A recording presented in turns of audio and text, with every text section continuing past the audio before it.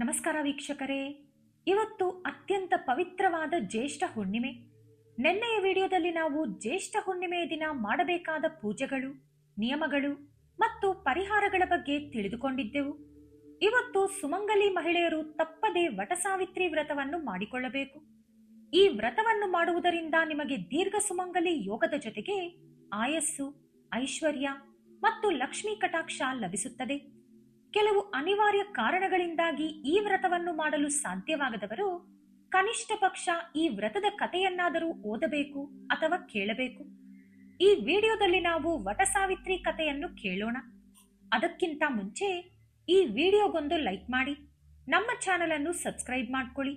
ಹಾಗೆ comment box ನಲ್ಲಿ ಭಕ್ತಿಯಿಂದ ಓಂ ಶ್ರೀ ಮಹಾಲಕ್ಷ್ಮಿಯೇ ನಮಃ ಅಂತ ಬರೆಯಿರಿ. ಈಗ ತಡ ಮಾಡದೆ ಕಥೆಯೊಳಗೆ ಹೋಗೋಣ. ಪೂರ್ವದಲ್ಲಿ ಮದ್ರಾ ದೇಶದ ರಾಜನಾದ ಅಶ್ವಪತಿ ಸಂತಾನಕ್ಕಾಗಿ ಬರೋಬ್ಬರಿ 18 ವರ್ಷಗಳ ಕಾಲ ಸಾವಿತ್ರಿ ದೇವಿಯನ್ನು ಆರಾಧಿಸುತ್ತಾನೆ. ಅವನ ಕಠಿಣ ತಪಸ್ಸಿಗೆ ಮೆಚ್ಚಿದ ಸಾವಿತ್ರಿ ದೇವಿ ಪ್ರತ್ಯಕ್ಷಳಾಗಿ ಅನುಗ್ರಹಿಸಿದಾಗ ಅಶ್ವಪತಿಯು ಸಾವಿತ್ರಿ ದೇವಿಯಷ್ಟೇ ಗುಣವಂತಳಾದ ಮಗಳನ್ನು ವರವಾಗಿ ಕೇಳುತ್ತಾನೆ. ಅವನ ಭಕ್ತಿಗೆ ಮೆಚ್ಚಿದ ಸಾವಿತ್ರಿ ದೇವಿ ತನ್ನ ವರಪ್ರಸಾದವಾಗಿ ಒಬ್ಬ ಹೆಣ್ಣು ಮಗಳನ್ನು ಕರುಣಿಸುತ್ತಾಳೆ. ಅದರ ಜೊತೆಗೆ ಆ ಮಗಳ ಮುಖಾಂತರ ಅಶ್ವಪತಿಗೆ ಅಪಾರ ಕೀರ್ತಿ ಬರುವುದಲ್ಲದೆ 100 ಜನ ಗಂಡು ಮಕ್ಕಳು ಕೂಡ ಹುಟ್ಟುತ್ತಾರೆ ಅಂತ ಅನುಗ್ರಹಿಸುತ್ತಾಳೆ. ಅಶ್ವಪತಿ ಆ ವರದ ಪ್ರಭಾವದಿಂದ ಹುಟ್ಟಿದ ಮಗುವಿಗೆ ಸಾವಿತ್ರಿ ಅಂತ ಹೆಸರಿಟ್ಟು ತುಂಬಾ ಮುದ್ದಾಗಿ ಸಾಕಿ ಬೆಳೆಸುತ್ತಾನೆ. ಯೌವನಕ್ಕೆ ಬಂದ ಸಾವಿತ್ರಿ ಸಾಳ್ವಾರ್ ರಾಜವಂಶದ ಸತ್ಯವಂತನ ಗುಣಗಣಗಳನ್ನು ಕೇಳಿ ಅವನನ್ನೇ ತನ್ನ ಪತಿಯನ್ನಾಗಿ ಮಾಡಿಕೊಳ್ಳಬೇಕೆಂದು ನಿರ್ಧರಿಸುತ್ತಾಳೆ. ನಿಜ ಹೇಳಬೇಕೆಂದರೆ ಸತ್ಯವಂತನ ಅಸಲಿ ಹೆಸರು ಜಿತಾಶ್ವ. ಆದರೆ ಅವನು ಯಾವಾಗಲೂ ಸತ್ಯವನ್ನೇ ನುಡಿಯುತ್ತಿದ್ದುದರಿಂದ ಸತ್ಯವಂತ ಎಂಬ ಹೆಸರಿನಿಂದಲೇ ಪ್ರಖ್ಯಾತನಾಗಿದ್ದನು. ಅವನ ತಂದೆ ದ್ಯುಮತ್ಸೇನನು ತನ್ನ ರಾಜ್ಯವನ್ನು ಮತ್ತು ಕಣ್ಣಿನ ದೃಷ್ಟಿಯನ್ನು ಕಳೆದುಕೊಂಡು ಹೆಂಡತಿಯೊಂದಿಗೆ ಅರಣ್ಯದಲ್ಲಿ ಆಶ್ರಮದ ಜೀವನ ನಡೆಸುತ್ತಿರುತ್ತಾನೆ. ತನ್ನ ಒಬ್ಬನೇ ಮಗನಾದ ಸತ್ಯವಂತನ ಮೇಲೆಯೇ ಎಲ್ಲಾ ಆಸೆಗಳನ್ನು ಇಟ್ಟುಕೊಂಡು ಬದುಕುತ್ತಿರುತ್ತಾನೆ. ನಾರದ ಮಹರ್ಷಿಗಳ ಮೂಲಕ ಈ ಎಲ್ಲಾ ವಿಷಯಗಳನ್ನು ತಿಳಿದುಕೊಂಡ ಸಾವಿತ್ರಿ ಸತ್ಯವಂತನ ಜೊತೆ ತನ್ನ ಮದುವೆ ಮಾಡಿಸುವಂತೆ ತಂದೆಯನ್ನು ಬೇಡಿಕೊಳ್ಳುತ್ತಾಳೆ. ಆಗ ನಾರದರು ಸಾವಿತ್ರಿಗೆ ಹೀಗೆ ಹೇಳುತ್ತಾರೆ: ಸತ್ಯವಂತನ ಆಯಸ್ಸು ಇನ್ನೂ ಕೇವಲ 1 ವರ್ಷ ಮಾತ್ರ ಇದೆ. ಇಂತಹ ಅಲ್ಪಾಯುಷಿಯನ್ನು ನೀನು ವರಿಸಬೇಡ ಅಂತ ಹೇಳ್ತಾರೆ. ಆದರೆ ದೃಢ ಸಂಕಲ್ಪ ಮಾಡಿದ ಸಾವಿತ್ರಿ ವಿಧಿಯನ್ನು ತನ್ನ ಮನೋಬಲದಿಂದ ಎದುರಿಸಬಲ್ಲೆ ಎಂದು ಹೇಳಿ ಇದಕ್ಕೆ ಬೇರೆ ಮಾರ್ಗವನ್ನು ತೋರಿಸುವಂತೆ ನಾರದರನ್ನು ಪ್ರಾರ್ಥಿಸುತ್ತಾಳೆ. ಆಗ ನಾರದರು ಆಕೆಗೆ ಬಾಲ ತ್ರಿಪುರ ಸುಂದರಿ ತ್ರಿರಾತ್ರ ವ್ರತವನ್ನು ಬೋಧಿಸುತ್ತಾರೆ. ಆಮೇಲೆ ಆಕೆಯ ತಂದೆಯನ್ನು ಸಂಪರ್ಕಿಸಿ ಸಾವಿತ್ರಿ ಮತ್ತು ಸತ್ಯವಂತರ ವಿವಾಹವನ್ನು ನೆರವೇರಿಸಿ ಅಲ್ಲಿಂದ ಹೊರಡುತ್ತಾರೆ. ಮದ್ರಾ ದೇಶದ ರಾಜಕುಮಾರಿಯಾಗಿ ಅತಿ ಮುದ್ದಾಗಿ ಬೆಳೆದ ಸಾವಿತ್ರಿ ಮದುವೆಯಾದ ಮೇಲೆ ಒಬ್ಬ ಸಾಮಾನ್ಯ ಗೃಹಿಣಿಯಂತೆ ತೀರಾ ಸರಳವಾಗಿ ಪ್ರಶಾಂತವಾಗಿ ಆಶ್ರಮದ ಜೀವನವನ್ನು ಆರಂಭಿಸುತ್ತಾಳೆ. ಅತ್ತೆ ಮಾವಂದಿರನ್ನು ಜಾಗರೂಕತೆಯಿಂದ ನೋಡಿಕೊಳ್ಳುತ್ತಾ ಪತಿಯ ಮೇಲಿನ ಪ್ರೀತಿಯಲ್ಲಿ ಮುಳುಗಿದ್ದರೂ ಆಕೆಯ ಮನಸ್ಸಿನಲ್ಲಿ ನಾರದರು ಹೇಳಿದ ಮಾತುಗಳು ಸದಾ ನೆನಪಾಗುತ್ತಲೇ ಇರುತ್ತವೆ. ಮಹರ್ಷಿಗಳು ಹೇಳಿದ ಆ ಕೊನೆಯ ಸಮಯಕ್ಕೆ 4 ದಿನ ಮುಂಚಿತವಾಗಿ ಸಾವಿತ್ರಿ ಬಾಲಾ ತ್ರಿಪುರ ಸುಂದರಿ ತ್ರಿರಾತ್ರ ವ್ರತವನ್ನು ಪ್ರಾರಂಭಿಸುತ್ತಾಳೆ. ಕಠಿಣ ದೀಕ್ಷೆಯಿಂದ ಆ ವ್ರತವನ್ನು ನಿಯಮಬದ್ಧವಾಗಿ ಪೂರೈಸುತ್ತಾಳೆ. 4ನೇ ದಿನ ಮುಂಜಾನೆ ಶುಚಿಯಾಗಿ ಕಾಡಿನಲ್ಲಿ ಸಿಗುವ ಅಲಸಂದೆ ಮತ್ತು ಬೆಲ್ಲವನ್ನು ಸೇರಿಸಿ ದೋಸೆಗಳನ್ನು ತಯಾರಿಸಿ ಬೆಣ್ಣೆಯ ಮುದ್ದೆಯ ಜೊತೆಗೆ ದೇವಿಗೆ ನೈವೇದ್ಯವನ್ನು ಅರ್ಪಿಸುತ್ತಾಳೆ. ಆಮೇಲೆ ಪೂಜೆಗೆ ಕಾಡಿನಲ್ಲಿ ಮುತ್ತೈದೆಯರು ಯಾರೂ ಸಿಗದ ಕಾರಣ ಆಲದ ಮರವನ್ನೇ ಮುತ್ತೈದೆ ಎಂದು ಭಾವಿಸಿ ಆ ಮರಕ್ಕೆ ಸೀರೆ ಮತ್ತು ರವಿಕೆಯನ್ನು ಇಟ್ಟು 108 ಬಾರಿ ನೂಲಿನ ದಾರದಿಂದ ಮರಕ್ಕೆ ಸುತ್ತಿ ಬರುತ್ತಾಳೆ. ನಂತರ ಪತಿಗೆ ಭೋಜನವನ್ನು ಉಣಿಸಿ ತಾನು ಕೂಡ ಊಟ ಮಾಡಿ ವ್ರತವನ್ನು ಮುಕ್ತಾಯಗೊಳಿಸುತ್ತಾಳೆ. ಇನ್ನು ನಾರದರು ಹೇಳಿದ ಆ ಗಡುವು ಬಂದೇ ಬಿಡುತ್ತದೆ. ಎಂದಿನಂತೆ ಪತಿ ಕೊಡಲಿಯನ್ನು ಹಿಡಿದು ಕಾಡಿಗೆ ಹೊರಟಾಗ ಸಾವಿತ್ರಿ ಕೂಡ ಪತಿಯ ಜೊತೆಯಲ್ಲೇ ಹೆಜ್ಜೆ ಹಾಕುತ್ತಾಳೆ. ಪತಿಯ ಬೆನ್ನ ಹಿಂದೆಯೇ ನಡೆಯುತ್ತಿದ್ದ ಸಾವಿತ್ರಿ ಅವನು ತೋರಿಸುತ್ತಿದ್ದ ಕಾಡಿನ ವಿಸ್ಮಯಗಳನ್ನು, ವಿಶೇಷಗಳನ್ನು ಕೇಳುತ್ತಿದ್ದರೂ ಆಕೆಯ ಸರ್ವೇಂದ್ರಿಯಗಳು ಮಾತ್ರ ಪತಿಯ ಮೇಲೆಯೇ ಕೇಂದ್ರೀಕೃತವಾಗಿದ್ದವು. ಸ್ವಲ್ಪ ಸಮಯದ ನಂತರ ಆ ದುರಂತದ ಗಳಿಗೆ ಬಂದೇ ಬಿಟ್ಟಿತು. ನಡೆದು ದಣಿದಿದ್ದ ಪತಿಯನ್ನು ಸಾವಿತ್ರಿ ತನ್ನ ಮಡಿಲಲ್ಲಿ ಮಲಗಿಸಿಕೊಳ್ಳುತ್ತಾಳೆ. ಮರುಕ್ಷಣವೇ ಸತ್ಯವಂತ ಗಾಢ ನಿದ್ರೆಗೆ ಜಾರಿಬಿಡುತ್ತಾನೆ. ಅಷ್ಟರಲ್ಲೇ ಎಮ್ಮೆಯ ಗಂಟೆಗಳು ಘಣ ಘಣ ಎಂದು ಸೌಂಡ್ ಮಾಡುತ್ತವೆ. ಕೈಯಲ್ಲಿ ಪಾಶವನ್ನು ಹಿಡಿದು ಭಯಾನಕ ರೂಪದಲ್ಲಿ ಬಂದ ಯಮಧರ್ಮರಾಜನು ಸತ್ಯವಂತನ ದೇಹದಿಂದ ಜೀವವನ್ನು ಪಾಶ ಹಾಕಿ ಎಳೆಯುತ್ತಾನೆ. ಸಾವಿತ್ರಿ ಮಾಡಿದ ತ್ರಿರಾತ್ರ ವ್ರತದ ಫಲದಿಂದಾಗಿ ಯಾರಿಗೂ ಕಾಣಿಸದ ಆ ಭಯಂಕರ ದೃಶ್ಯಗಳು ಸಾವಿತ್ರಿಗೆ ಕಣ್ಣಿಗೆ ಕಟ್ಟಿದಂತೆ ಕಾಣಿಸುತ್ತವೆ.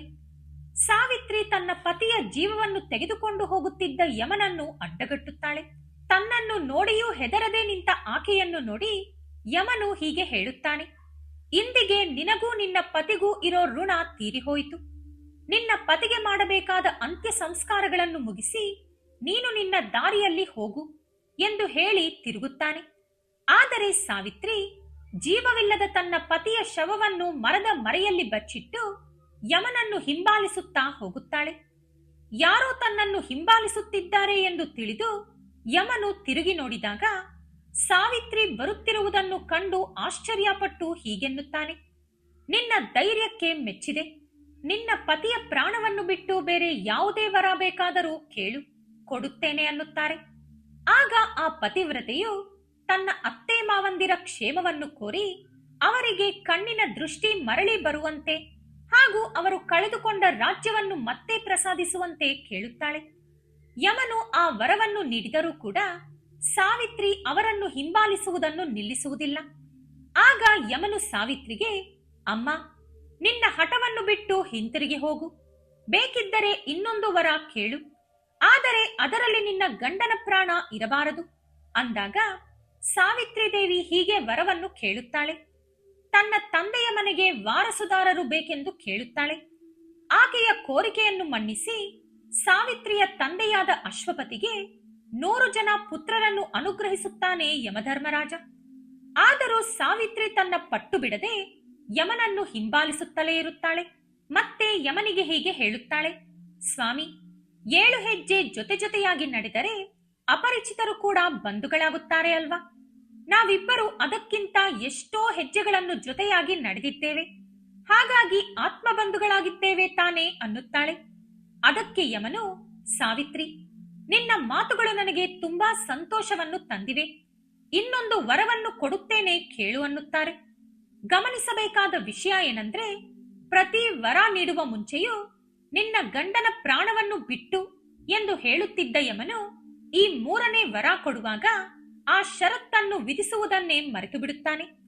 ಇದನ್ನೇ ಕಾಯುತ್ತಿದ್ದ ಸಾವಿತ್ರಿ ಹೀಗೆ ವರವನ್ನು ಕೇಳುತ್ತಾಳೆ, ಸ್ವಾಮಿ, ಈ ಬಾರಿ ನೀವು ಯಾವುದೇ ನಿಬಂಧನೆಗಳನ್ನು ವಿಧಿಸಿಲ್ಲ.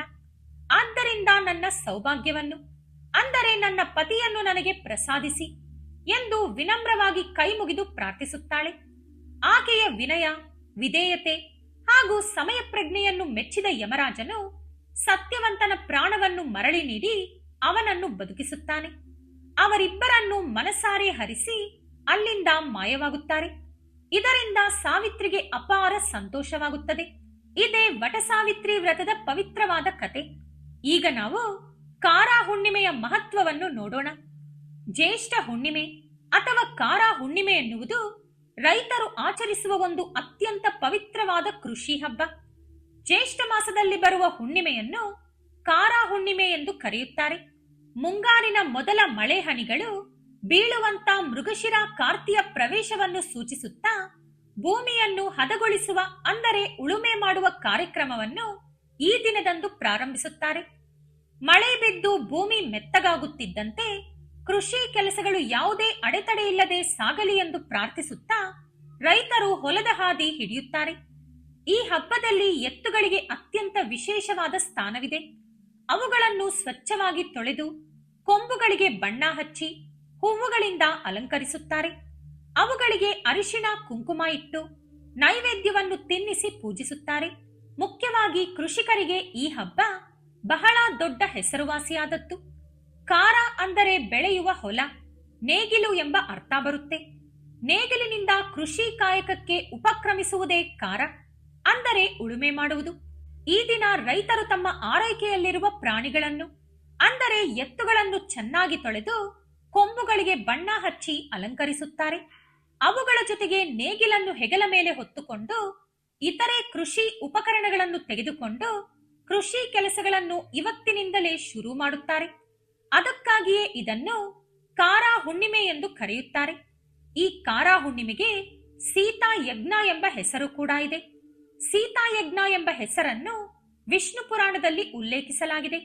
ಅಂದರೆ ಬ್ರಾಹ್ಮಣರು ಮಂತ್ರಗಳನ್ನು ಜಪಿಸುವಾಗ ಯಜ್ಞದ ತರಹ ಹೇಗೆ ದೀಕ್ಷೆ ಮತ್ತು ಗುರಿಯನ್ನು ಹೊಂದಿರುತ್ತಾರೋ ಹಾಗೆಯೇ ರೈತರಿಗೆ ಈ ಸೀತಾ ಯಜ್ಞ ಮುಖ್ಯವಾದದ್ದು. ಇಲ್ಲಿ ಸೀತಾ ಅಂದರೆ ನೇಗಿಲು ಹೊಡೆದಾಗ ಮೂಡುವ ಸಾಲು ಅಥವಾ ನೇಗಿಲು ಅಂತ ಅರ್ಥ. ನೇಗಿಲಿನಿಂದ ಭೂಮಿಯನ್ನು ಉಳುಮೆ ಮಾಡುತ್ತಾ ವ್ಯವಸಾಯವನ್ನು ಆರಂಭಿಸಿ ಬೆಳೆಗಳನ್ನು ಬೆಳೆಯುತ್ತಾರೆ. ಇದು ಅವರಿಗೆ ಯಜ್ಞಕ್ಕೆ ಸಮಾನ ಎಂದು ವಿಷ್ಣು ಪುರಾಣ ವಿವರಿಸುತ್ತದೆ. ಇನ್ನು ಈ ವಿಶ್ವದಾದ್ಯಂತ ವ್ಯಾಪಿಸಿರುವ ಸ್ವರೂಪವೇ ಆಕಾಶ. ನಿಜ ಹೇಳಬೇಕೆಂದರೆ ಆಕಾಶ ಅಂದರೆ ಶೂನ್ಯ. ಏನೂ ಇಲ್ಲದ ಆ ಶೂನ್ಯದಿಂದ ಬೆಳಕಾಗಿ ಕಾಣಿಸುವ ಆ ಪ್ರಕಾಶದಿಂದ ವಾಯು ಜನಿಸಿತು. ಆ ವಾಯುವಿನಿಂದ ಅಗ್ನಿತತ್ವ ಹುಟ್ಟಿತು. ಆ ಅಗ್ನಿಯಿಂದ ನೀರು ಪ್ರವಹಿಸಿತು. ಆ ನೀರು ಮಳೆಯ ರೂಪದಲ್ಲಿ ಈ ಭೂಮಿಯ ಮೇಲೆ ಬಿದ್ದಾಗ ಅದೆಷ್ಟೋ ಔಷಧಿ ಗಿಡಗಳು, ಸಸ್ಯಗಳು ಮೊಳಕೆಯೊಡೆಯುತ್ತವೆ. ಬೆಳೆಗಳು ಸಮೃದ್ಧವಾಗಿ ಬೆಳೆದು ಪ್ರಕೃತಿಯೇ ಪುಳಕಿತಗೊಳ್ಳುತ್ತದೆ. ಅದಕ್ಕಾಗಿಯೇ ಯಾವುದೋ ಒಂದು ರೂಪದಲ್ಲಿ ಈ ಮಾಸದಲ್ಲಿ ಪ್ರಕೃತಿಯನ್ನು ಅಂದರೆ ದೇವಿಯನ್ನು ಆರಾಧಿಸಬೇಕು. ರೈತರು ಆಚರಿಸುವ ಹಬ್ಬಗಳಲ್ಲಿ ಇದು ಅತ್ಯಂತ ಪ್ರಮುಖವಾದದ್ದು ಎಂದು ಹೇಳಲಾಗುತ್ತದೆ. ನೋಡಿದ್ರಲ್ಲ ವೀಕ್ಷಕರೇ, ಇವತ್ತು ನಾವು ಕಾರಾ ಹುಣ್ಣಿಮೆ ಹಾಗೂ ಜ್ಯೇಷ್ಠ ಹುಣ್ಣಿಮೆಯ ಕಥೆಯ ಮಹತ್ವದ ಬಗ್ಗೆ ತಿಳಿದುಕೊಂಡೆವು. ಈ ವಿಡಿಯೋ ನಿಮಗೇನಾದರೂ ಇಷ್ಟ ಆಗಿದ್ರೆ ದಯವಿಟ್ಟು ಲೈಕ್ ಮಾಡಿ, ಶೇರ್ ಮಾಡಿ, ನಮ್ಮ ಚಾನೆಲ್ ಅನ್ನು ಸಬ್ಸ್ಕ್ರೈಬ್ ಮಾಡಿಕೊಂಡು ಬೆಲ್ ಐಕಾನ್ ಕ್ಲಿಕ್ ಮಾಡಿ. ಧನ್ಯವಾದಗಳು.